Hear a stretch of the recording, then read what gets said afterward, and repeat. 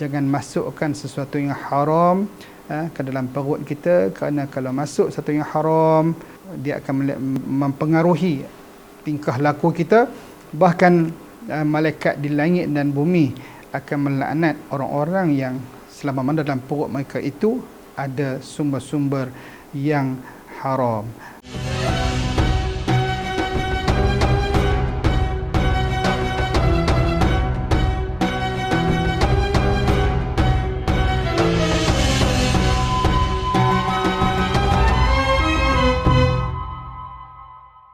Dalam perbincangan lalu kita masih membicarakan tentang persoalan khauf ataupun takut kepada Allah Subhanahu Wa Taala, dan dalam pertemuan lalu kita telah menyentuh antara 2 perkara daripada 7 perkara yang perlu kita jaga, perlu kita didik supaya menjadi orang mukmin yang takut kepada Allah Subhanahu Wa Taala.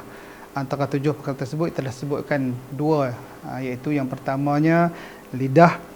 Kena jaga lidah daripada menipu, daripada mengumpat, sebar fitnah, buat tuduhan palsu dan cakap perkataan yang tidak baik, dan kita gantikan dengan berzikir kepada Allah Subhanahu Wa Taala, membaca Al-Quran dan seumpamanya. Yang keduanya pula kita sebutkan dalam rancangan yang lalu, iaitu hati. Hati itu kena didik keluar daripada sifat bermusuhan. Hari ini ramai orang yang bermusuhan.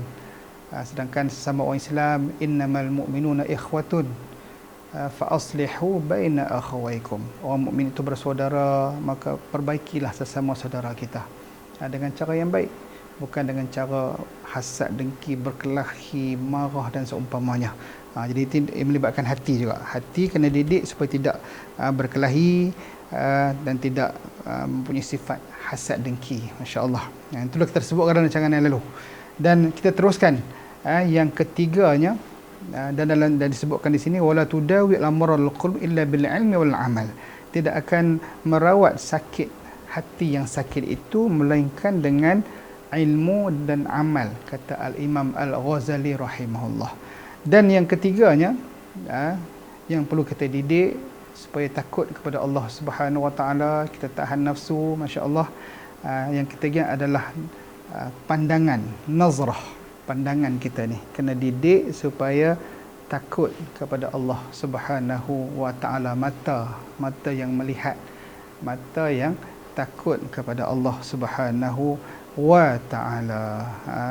Fala yanzuru ilal haram. Dan didik mata yang takut kepada Allah, mata yang tidak melihat kepada sesuatu yang diharamkan oleh Allah Subhanahu Wa Taala. Seperti mana kata Rasulullah sallallahu alaihi wasallam, man mala'a ainaihi minal haram. Barang siapa yang penuhkan matanya itu melihat perkara yang haram, kata Rasulullah, mala Allah Taala yaumal qiyamah ainaihi minan nar. Allah Ta'ala akan penuhkan matanya itu pada hari kiamat dengan api neraka Allah Subhanahu Wa Ta'ala. Jadi didik mata supaya tidak melihat sesuatu yang haram. Zaman sekarang ni Masya Allah, dan dengan handset lah, terutamanya dalam media sosial lah. Kalau zaman dahulu mungkin zaman remaja dulu, ada kawan-kawan bila dia duduk rumah, mak pak tak ada, dia panggil kawan-kawan, dia tengok video-video yang tak elok. Ada juga macam tu. Itu saya ni budak kampung, tapi saya tak terlibat lah, alhamdulillah. Kita pula budak-budak pasal tu dia tak pergi masuk. Tapi hari ini fitnah itu lagi hebat, masya-Allah. Fitnah melihat itu kan, dengan handset. Tambah-tambah anak-anak muda ada handset, duduk dalam bilik seorang-seorang, siapa pun tak tahu. Tidak ada sekatan. Kalau TV ni ada juga lembaga penafis filem kan. Dan dunia media langit terbuka ini taib lah apa sahaja. Jadi pada ketika itu nak jaga mata supaya mata takut kepada Allah Subhanahu Wa Taala, jangan melihat yang tak elok. Masya-Allah. Sebab itu kita dalam adab menjaga mata. Bila berjalan, tiba-tiba ada awet cun melintas. Kan? Kalau mata itu ikut nafsu, dia tengok, macam tu kan.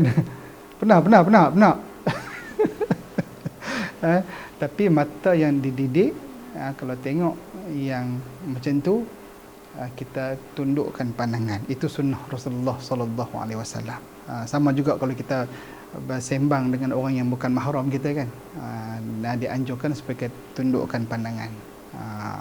Jadi itu adab yang diajarkan oleh junjungan besar Nabi Muhammad sallallahu alaihi wasallam. Sebab bila kita melihat yang tak elok, dia akan menyebabkan hati, dia akan pergi ke hati. Tengok yang tak elok, berdosa, bila berdosa hati jadi kotor, masya-Allah. Bahkan ada kajian dibuat. Kajian, ada satu buku diterbitkan oleh Persatuan Pengguna Pulau Pinang. Kajian tentang tabiat menuntun. Tabiat menuntun. Buku dia kecil ya, Persatuan Pengguna Pulau Pinang. Saya ada simpan buku tu. Kajian itu zaman TV. Itu zaman TV, zaman video kan. Sekarang ni zaman media sosial ni dalam handset ni. Tapi walaupun tahun 90-an kajian itu dibuat oleh dua orang pakar Universiti Illinois Amerika, buat kajian tentang tabiat menuntun.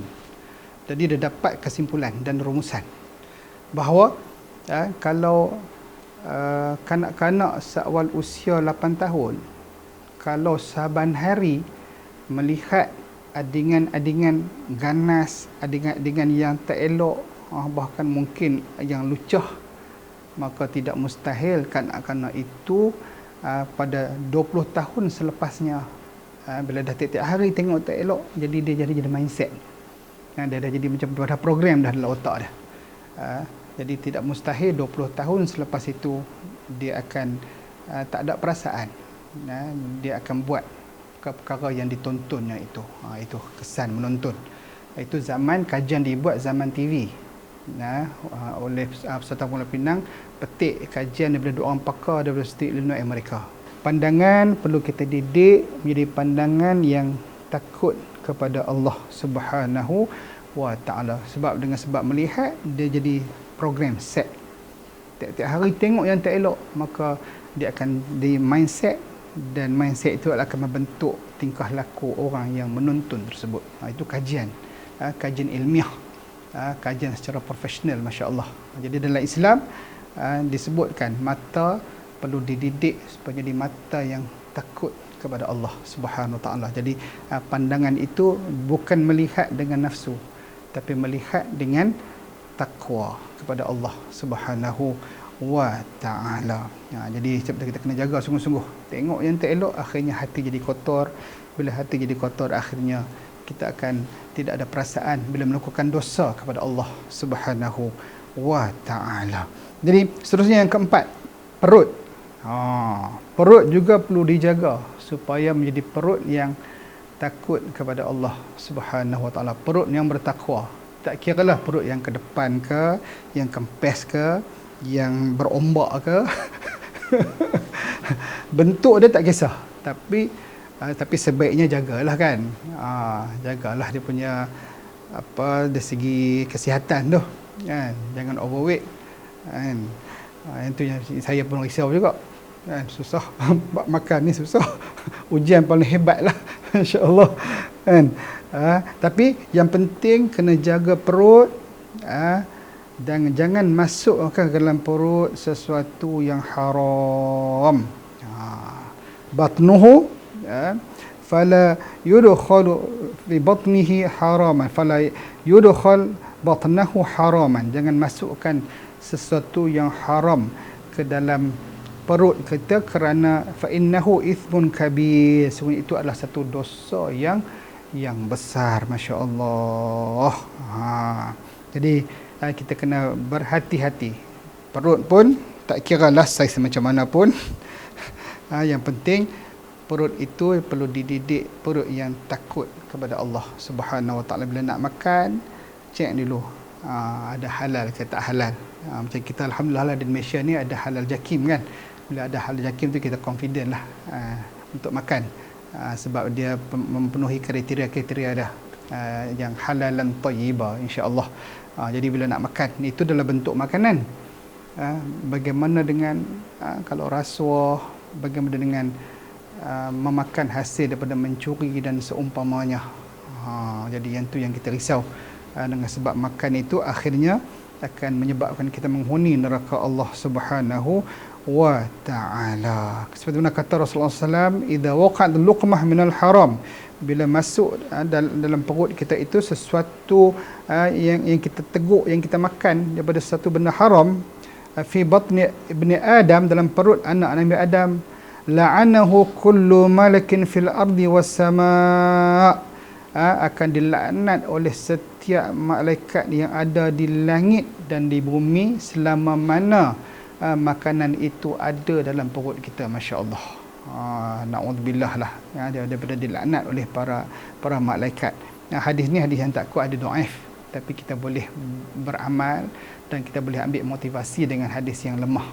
Jangan masukkan sesuatu yang haram ke dalam perut kita, kerana kalau masuk sesuatu yang haram, dia akan mempengaruhi tingkah laku kita. Bahkan malaikat di langit dan bumi akan melaknat orang-orang yang selama mana dalam perut mereka itu ada sumber-sumber yang haram. Wa in mata tilkal halah fama'wahu jahannam. Allah, Masya Allah. Dan kalau seorang itu mati dalam keadaan perutnya dipenuhi dengan sesuatu yang haram, maka balasannya itu adalah neraka jahannam. Allah, nak tak perut kita dibakar oleh api neraka jahannam. Masya Allah. Kalau kita ambil api letak kat sini sikit pun, tu api dunia, macam mana api neraka jahannam, wal'iyadzubillah. Jadi kalau perut kita dipenuhi dengan satu yang haram, maka kita akan dibakar oleh api neraka jahannam, wal'iyadzubillah.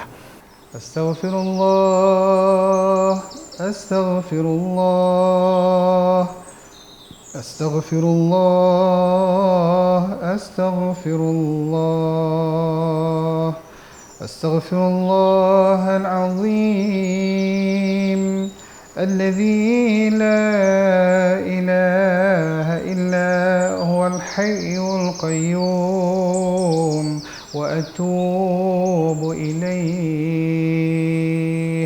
Astaghfirullahal azim, alladzi la ilaha illa huwal hayyul qayyum, wa atubu ilaih. Allahumma salli ala sayyidina Muhammad, tibbil qulubi wa dawaiha, wa afiyatil abdani wa shifaiha, wa nuril absari wa diyaiha, wa ala alihi wa sahbihi ajma'in. Allahumma salli ala sayyidina Muhammad, tibbil qulubi wa dawaiha, wa afiyatil abdani wa shifaiha, wa nuril absari wa diyaiha, wa ala alihi wa sahbihi ajma'in.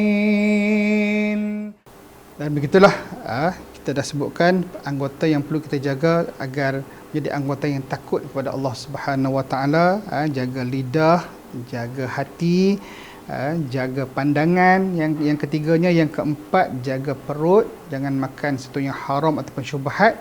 Dan yang kelimanya, jaga tangan, jangan melakukan satu yang diharamkan oleh Allah Subhanahu Wa Taala. Untuk syarah yang seterusnya kita tangguh dahulu dan kita akan perhalusi dalam pertemuan yang lain, insya-Allah. Jadi setakat itu dulu Raudhah Ilmu Al-Hikmah TV untuk kali ini. Mudah-mudahan apa disampaikan itu menjadi peringatan kepada saya sendiri dan menjadi peringatan kepada sahabat-sahabat yang mendengar rancangan Radah Ilmu di Al-Hikmah TV. Sekian dahulu aku qouli hadza wa astaghfirullahal azim li wa lakum.